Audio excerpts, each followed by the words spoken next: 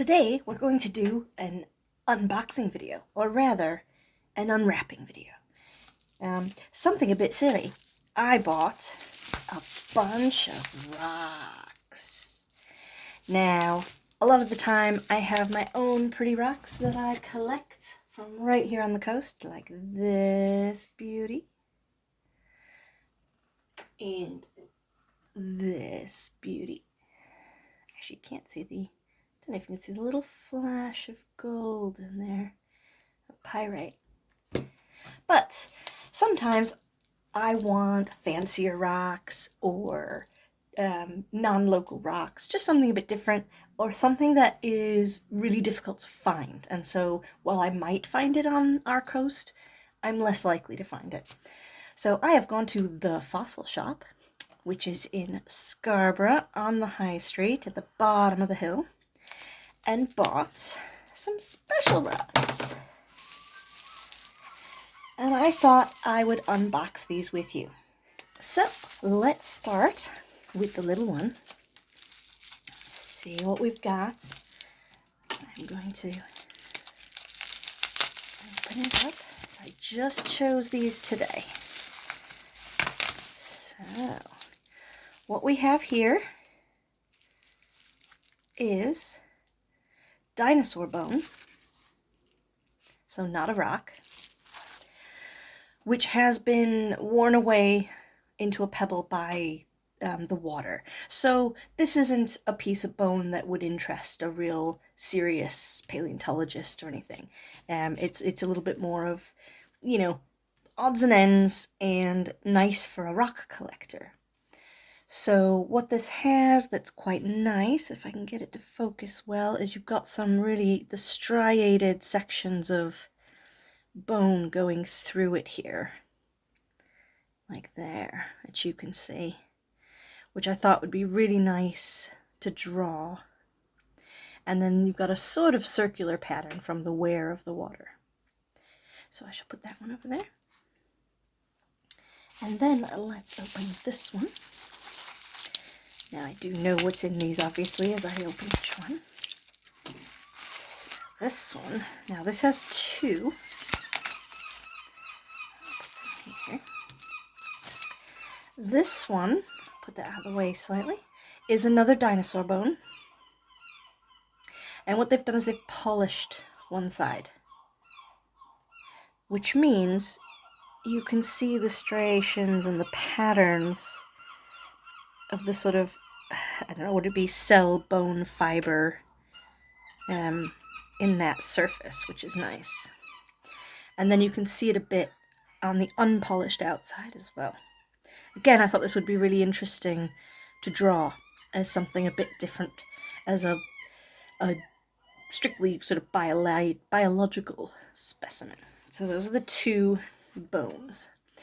This is a fossilized devil's toenail, which is local. This is a type of mollusk,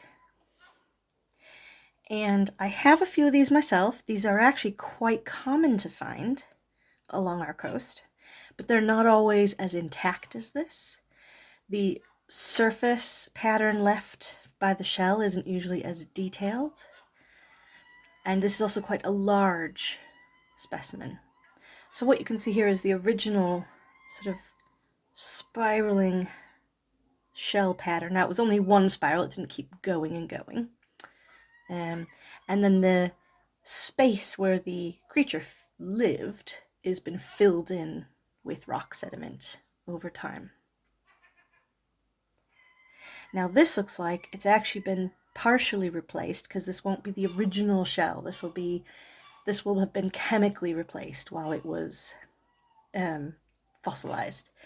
And it does look like it's been replaced with a crystalline substance. It'll either be quartz, no, that'll be calcite, because it's scratched. Quartz wouldn't scratch with a steel blade.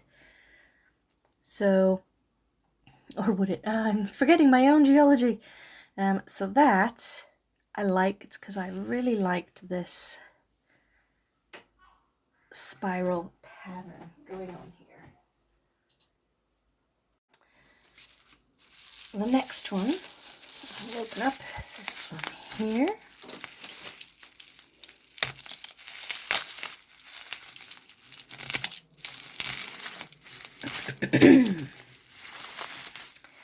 Now this one I liked because it just looks cool, let's be honest. So this is a bivalve. So if I turn on the side, it's a little harder to tell, but this is where the shells meet. So you've got a shell here, a shell here. And it still has the price tag on. I'll take that off. And you can see, so that's where they meet. That's the joint. And you can see it again here where they meet. On the one side, you can see some pattern of the shell growth, some striations where new sections would have been laid down over time or would have grown. And on this side, you can also see a larger pattern of the shell going this way through texture. Now this is quite rough. You can see that some places it's broken and falling away. So this isn't a pristine sample, but this is large, much larger than what I would usually find, and this is all oxidized. You can see from the color, iron oxide has been formed in here. So at some point this has been exposed in a way that oxygen got in and had a chemical reaction and formed iron oxide. So this thing is heavy. So honestly, while I thought it was pretty, the heft really did grab my interest. So that is another one I can draw from various angles, which makes it a really nice for my collection. And then the last one, this is the most special. And while these are all can be found locally, even if these aren't local exactly, like this may not be a Yorkshire devil's toenail, but they can be found here. This cannot be found here.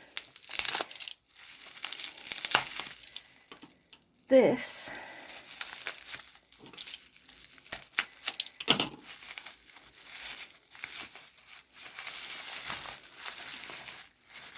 some of you may recognize if you are geology people or rock collectors.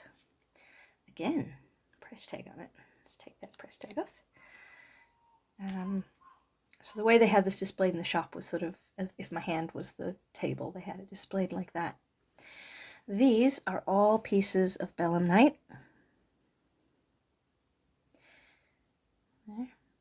In what looks like a shaly base stone, host stone, which matches Yorkshire.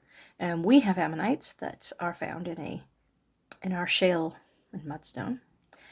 This vein here, lots of it on the other side, lots of crystallization going on there, which is very cool.